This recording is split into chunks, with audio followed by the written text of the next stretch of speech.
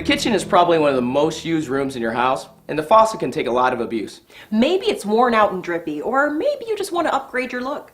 Replacing your kitchen faucet is a job that you can do, and we're going to show you how. Before you run out and buy a new faucet though, verify the number of holes your sink has. Models come in a 1, 2, or 3 hole pattern, and the sink itself sometimes has an optional 4th hole for either a sprayer or a soap dispenser. Once you have that information, here's what you'll need to get the job done.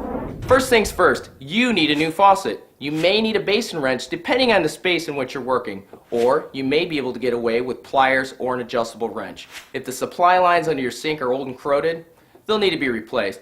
You may also need plumber's putty or silicone caulk, a putty knife, plumber's tape, a work light, and a small bucket to catch water. And don't forget your gloves and safety glasses. Before you go pulling out your old faucet, you need to shut off the water supply to the kitchen, or you're going to make a wet mess of everything. We've removed the cabinet door for easy access. Most shut-off valves are right under the sink. If not, shut off your home's main water line. Even though it's shut off, residual water may still be lurking in the pipes. Just turn on the faucet and let it run out. See? Once we've done that, we can disconnect the supply lines for hot and cold water, though have a bucket ready to catch any leaks. The bolts that hold the faucet in place are under the sink, right below this decorative plate. If you can easily reach the nuts, you can use a standard adjustable wrench or pliers. If things are tight under there, you'll need a basin wrench. The basin wrench is designed to access tighter areas that you can't quite get to with a regular wrench.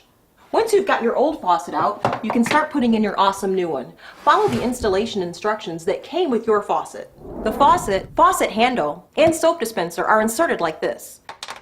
This particular model does not require plumber's putty, but some models do, and that will keep water from running down into the cabinet, which could eventually cause damage. Once the faucet's in place, you can begin bolting it to the sink, installing the washers and mounting hardware according to the manufacturer's instructions. Tighten the nuts first by hand, then with a wrench, and remember not to over-tighten. Now you're ready to reconnect the water supply lines. Don't be like Joel and connect the hot line to the cold pipe on the faucet. I didn't do that. This time I labeled the lines. Once you've got everything secure, you can turn the water back on. Before you test the faucet though, check the supply line connections for leaks. If it leaks at all, tighten the connection bolt a bit more, but be careful not to over-crank it. No more leaks? Let's try out our new faucet. Success! Now here's a tip. Follow the manufacturer's instructions for flushing the water lines before putting the aerator or spray head on the faucet. This will prevent any debris in the supply lines from clogging the aerator. And that's how you put in a new faucet.